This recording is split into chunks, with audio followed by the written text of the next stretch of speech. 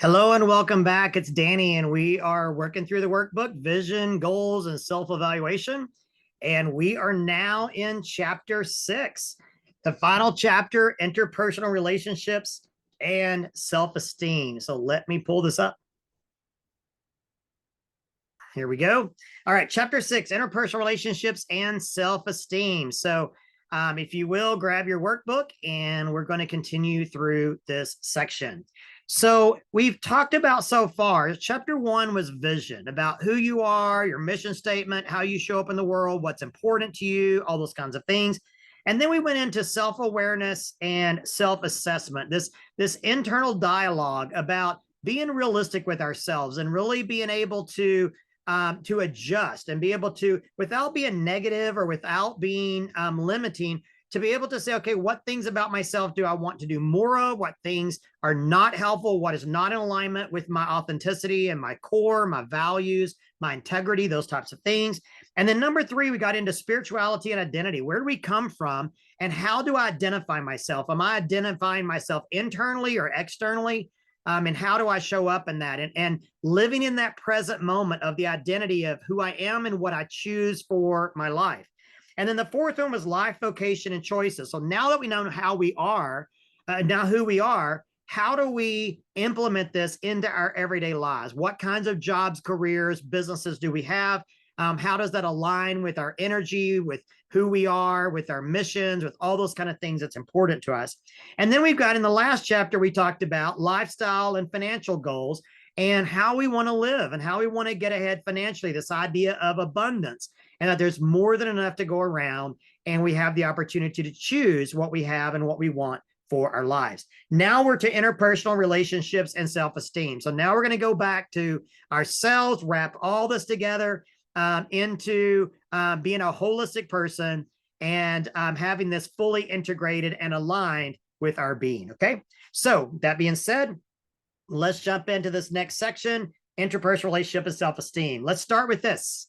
We are all in this together. We always have been. Sometimes we forget. Sometimes we don't like it. Sometimes it isn't easy, yet still we are all in this together. And it's this being in it together that makes us whole. So over the last several years, it has just become very apparent to me that we can be very divided as a world. And we are all in this together. And so I've created a Facebook group. I've written some other books and materials about this. But this idea that we are whole when we all come together and we lean on each other, we listen to each other, and we learn to build off the strengths of each other. So relationships are an important part of life, whether it's our relationship with ourselves or partner or parents, siblings, coworkers, or friends. Our relationships are typically what determines how much we enjoy or don't enjoy life. We've all heard the saying, before you can love someone, you must first love yourself. From what I can tell about life, in order to love ourselves, it helps to have a model of what true unconditional love is. Those of us that were fortunate enough to have loving parents and role models grew up with a pretty healthy self-esteem, and our love tanks are full, and we have abundance to give to others. Unfortunately, though, many of us grew up without parents or with dysfunctional parents that struggled in their own lives and had a very limited ability to give us the unconditional love and attention we needed to develop a healthy self-esteem. In these instances, we may feel emotional scarcity and struggle to maintain a sense of security and belonging. Let's pause for a minute there. It's my belief, whether it's true or not, it's my belief that when people feel unconditional love and acceptance, they have a core identity, confidence, self-esteem, and self-belief that allows them to move in a very positive direction. And when we grow up without unconditional love, without feeling loved and accepted and appreciated, then we start to have what we consider this emotional scarcity, where we start struggling to try to survive in the world. We start being overly competitive, narcissism. All of these things are because we didn't feel love. We feel like we have to overcompensate. We feel like we have to be better than everybody else. We have to control everybody else. We have to manipulate situations. And so those all come, in my opinion, from emotional scarcity. This idea that if we didn't feel love and acceptance, and we don't learn to love and accept ourselves, then we grow up in this environment of feeling like we have to control everything around us because we cannot get it any other way. So just some concepts there for you to ponder. The most wonderful gift we can give to one another, living being, is unconditional love and acceptance.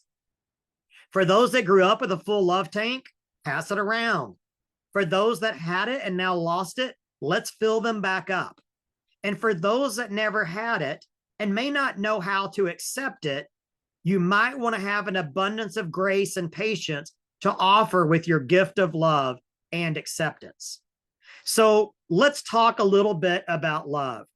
Is love a natural resource like crude oil that gets used up and diminished each time we use it? Or is it like renewable energy, like sunlight, that each time it's given, it multiplies in return? I hope so. I believe so. I love my mom and she loves me.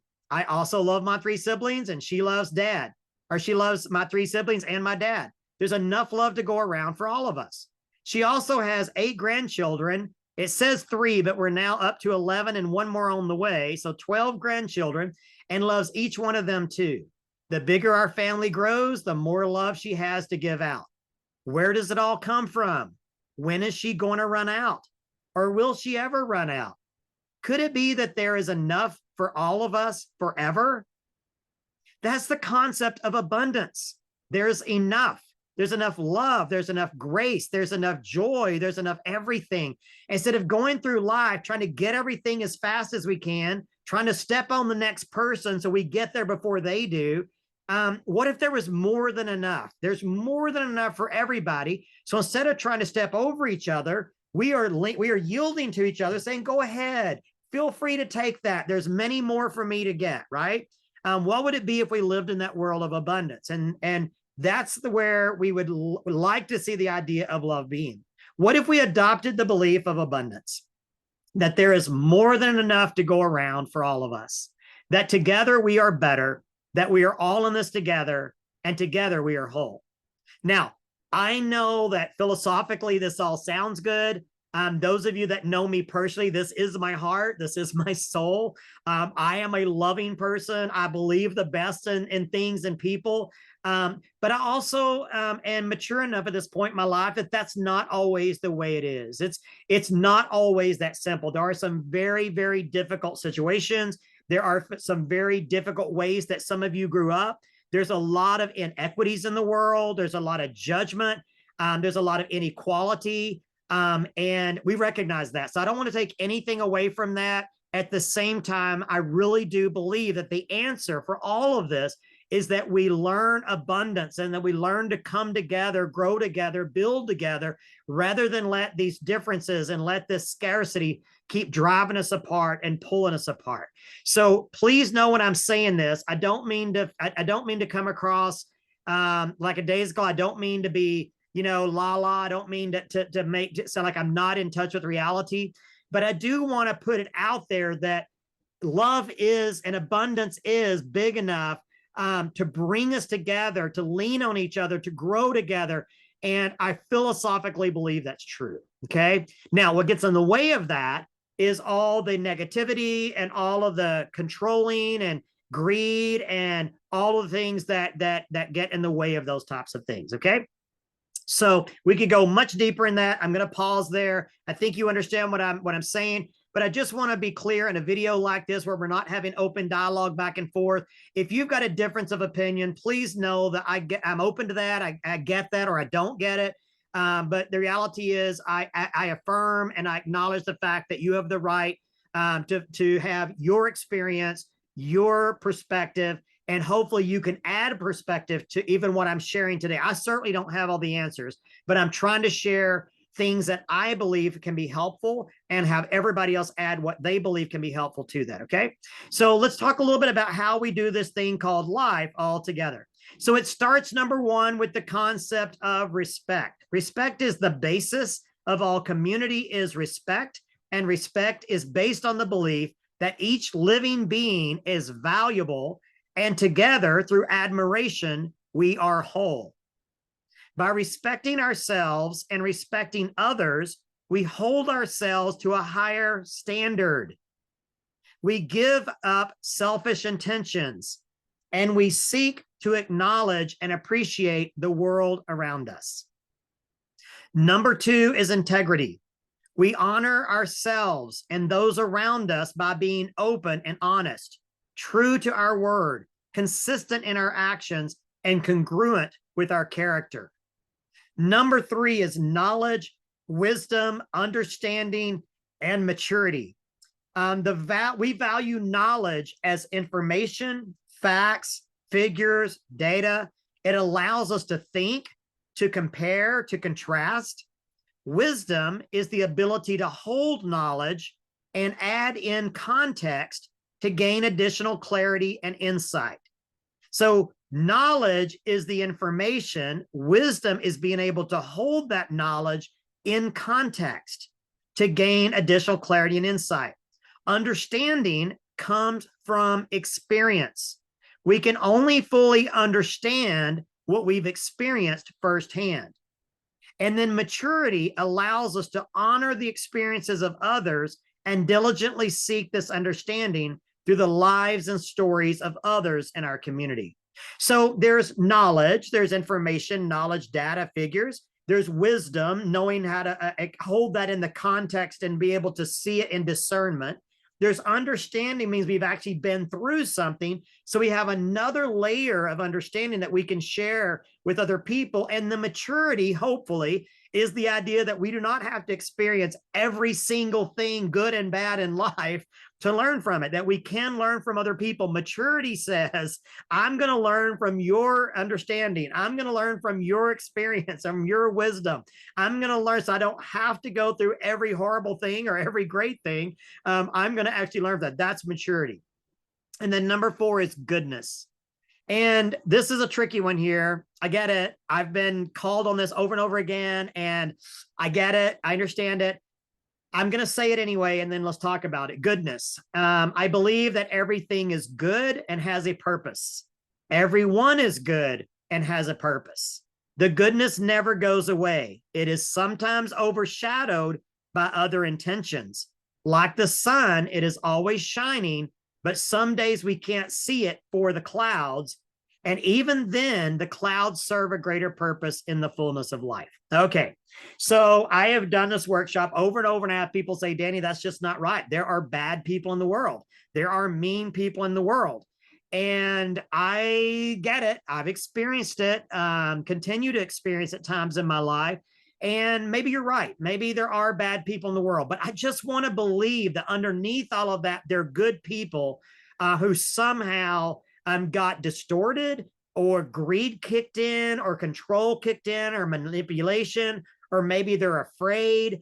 Maybe they're hiding. Maybe they're lying. Maybe whatever it is they're doing is some out of alignment, of not being in alignment with their soul, their core, their character, their values. And so I want to believe that we genuinely can be good and in alignment. And when we get outside of that alignment, is because we have been derailed in some way. And so I'll leave it at that. You can consider that concept, agree with it, disagree with it, write a new book about it. I don't have all the answers, but I'm trying to share my experiences at this point in my life. Number 5 is responsibility. We have been blessed with the power to choose.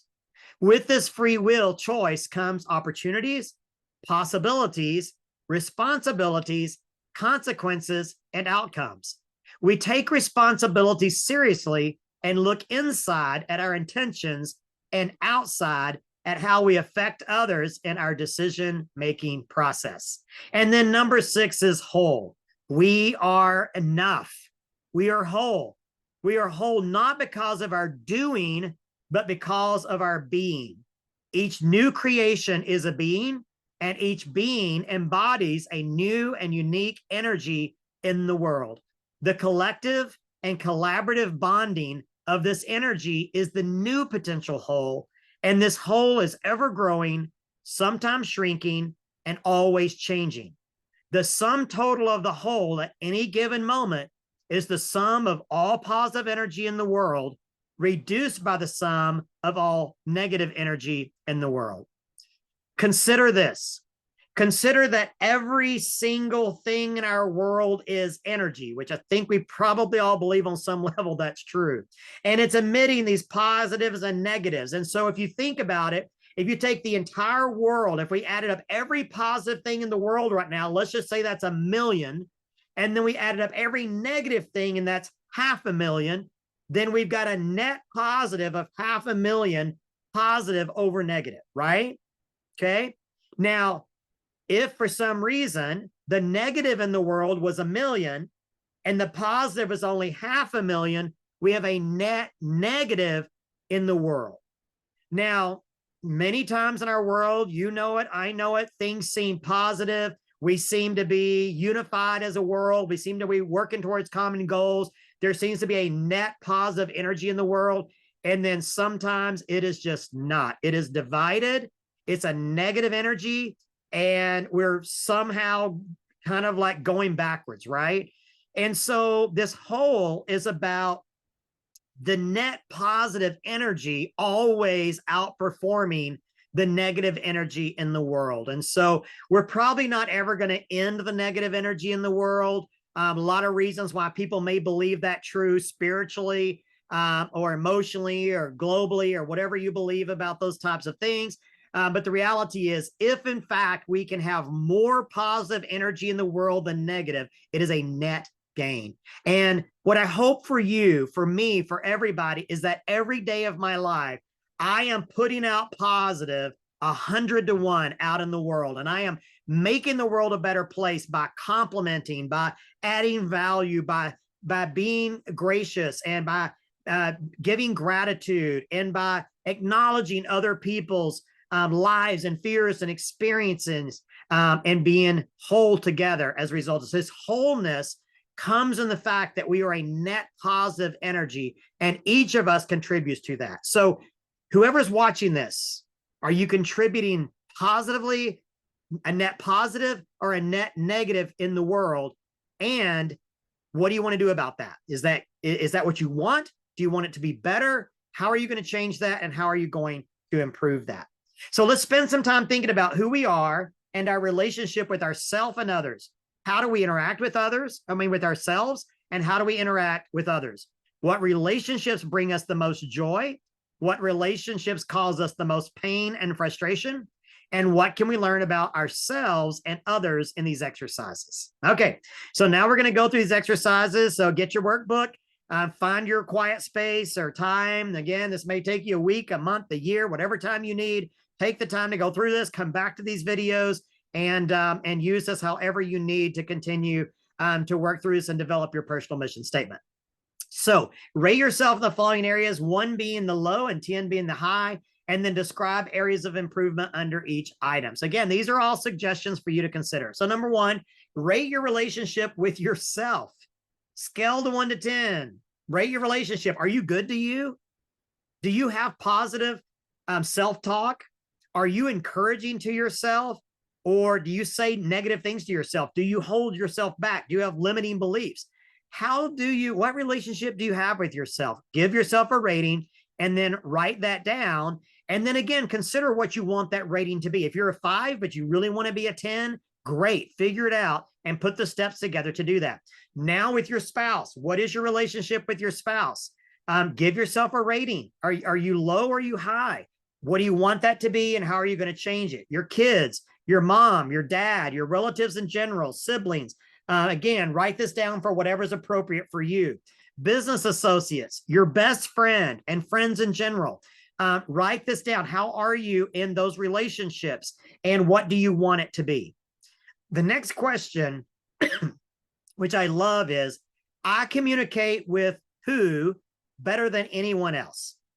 Who is it in your world that if you really need to talk, if you really need to let it all out, good or bad, this is who you call, right? This is your go-to person, my person, right? My friend says, this is my person that I'm going to go to. So I communicate with blank better than anyone else. And then question is, what is it about this relationship that allows this to happen? Is it because they get you? Is it because they love you unconditionally? Is it because they've known you since you were a kid? Is it because they know the good, the bad, and the ugly, and they put up with you anyway? Is it because they hold a safe space for you? Is it because they give good advice? Whatever that might be, write those things down. The next one is, I have the hardest time communicating with blank. Now, for a lot of people, this might be a family member, their mother, their father, their spouse, their kids. And unfortunately, these can be very difficult, right? When you really struggle to communicate with someone who's super important in your life. But write this down, because there's wisdom and there's understanding that comes out of this. What is it about this relationship that allows it to happen? So why is that relationship so difficult? What if it's a parent relationship? Maybe it's something that happened as a child. Maybe it was the fact that you somehow felt like that you were treated unfairly, or maybe your siblings, they liked them better than you, or you better than them, or there's some kind of, inconsistency around all of that. Just jot it down so you can begin to understand it. And then again, my opinion is, work with a therapist or coach, go through some EMDR or whatever training that they might specialize in, to go back and deal with that. There are tools and techniques and things that you can do that can help you learn from this, grow from this, and really move past it in a very positive way. I'm not talking about sweeping it under the rug, not that. I'm talking about truly addressing the energy of it and moving it into a positive energy in alignment with your heart, your soul, your spirit, all the things that we've been talking about. So next one is, when I really need someone to help, I go to blank. Who do you go to for help? If you need something, they're going to help you. They'd drive across town. They would help you haul furniture. Please don't call me for that. Right? Anything that you want. And then the last one is, when I really need someone to talk to, I go to blank. We've got different people in our lives for different reasons. Maybe somebody's to talk to, somebody we go to when we're sad. Maybe other people we call when we're celebrating, other people when we need help. So think about what those are, who those are, write about them, and get clarity about it. And then the next question there is, I have strong personal relationships. I call it people I would consider my closest friends or bet my life on. With how many people? Now, what I've learned through the years is most people have maybe one. Some people have two or three. Some people have more, but most people only have a handful of people that they can really, really count on. Okay. Now, hopefully you have a lot. And if you do, that's great. I love that. But again, who are these? Actually, right now, write down how many. Do you have one? Bet your life on person? Do you have two? Do you have three? Do you have five? But for most people, it's definitely going to be less than 10. Okay. For most people, if they have one solid person in their life, that's probably a big, big win for them. Hopefully they've got more. And then write down their names. Okay. So this is, Bob, Mary, Sally, whoever it is, right? Write down their names. Who are they? Who are these people? And then the next question, what are the qualities of these people that I admire the most? And maybe that might be something like, they love me unconditionally. They accept me. They listen to the things that I have to say without judgment. They give me great advice. They call me on stuff when I'm really off track. They hold me accountable to my goals and to my dreams. Whatever it is, whatever it's important to you, you can write those down. The thing that irritates me the most is, and the thing that makes me smile is. Now, these two questions are standalone questions. What irritates you more than anything else in the world? Okay. Think about this for a moment. There's a lot of energy around this question. What irritates you more than anything else in the world? For me, it's anybody who thinks they're better than somebody else. Now, that's just me, right? That infuriates me. I don't like that. I don't like for people to put people down. I don't like for people to think they're better. I don't like greed and control and power and manipulation. Those are not things that I think are healthy or beneficial in our world in most cases. But those things irritate me, right? For some people, it might be, they say, what irritates me is, war. What irritates me is, conflict. What irritates me is, any of those things, right? So write what that is for you, what irritates you the most, because there's some really strong energy around how you're wired once you understand that. Second thing is, the thing that always makes me smile is, and so people might say things like, seeing, any baby, whether it's a human or even a pet, a kitten, a puppy, a little baby, a kangaroo, or whatever, maybe that makes you smile. Thank goodness on all the social media now that we have, you can see videos of animals and all these all these cameras now that we have. We're seeing a lot of really cute. There was a mama duck running across the road with her babies, or maybe even a moose trying to go across the road. Maybe that makes you smile. Maybe sitting on the side of a mountain makes you smile. Maybe sitting at the beach at the ocean watching the waves. Maybe that makes you smile. Maybe your child playing a basketball game makes you smile. Whatever it is, capture those, because there's energy in what irritates you, and there's energy in what just brings joy to you immediately in the world. Okay. All right. So we're going to pause there for a minute. And this is in the interpersonal relationship self-esteem. Spend some time, work through these questions, think about who these important people are in your life, and then we'll talk about it in just a moment. And then we're going to wrap up with a summary in the next video.